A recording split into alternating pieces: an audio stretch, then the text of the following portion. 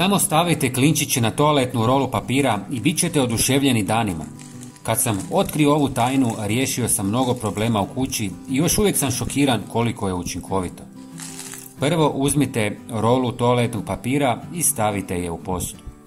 Zatim polijte vrućom vodom dok se papir potpuno ne natopi i postane mekan. Ovo je jako bitno za daljnju upotrebu. Nakon nekog vremena izvadite kartonsku cijev iz sredine papira. Iscijedite svu vodu jer ne smije curiti. Mora biti samo vlažan.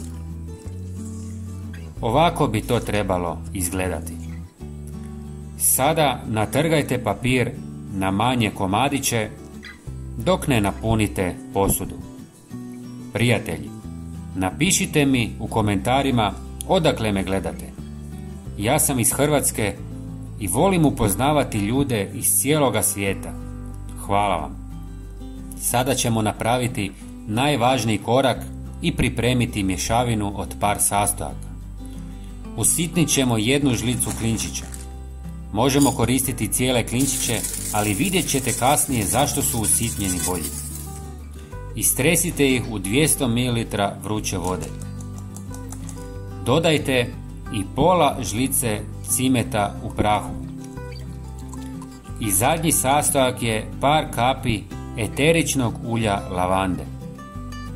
Dobro sve promiješajte i ostavite da odstoji oko 20 minuta dok se sastojci ne otope i ispuste aromu u vodu. Namjerno koristimo malo vode kako bi dobili jak koncentrat. Prelijte mješavinu po toaletnom papiru kojeg smo natrgali. Sada ste napravili najbolji prirodni osvježivač zraka, ali i repelent protiv komaraca, moljaca, mrava i drugih insekata. Osim toga, lavanda smiruje i opušta nakon napornog rada. Kuća će vam danima ili tjednima predivno mirisati. Ako želite, možete ju zatvoriti folijom. Probušite par rupica kako bi miris mogao izlaziti van, ali puno sporije čime biste produžili trajanje mirisa. Svakako podijelite ovaj trik sa prijateljima. Hvala vam i pozdrav!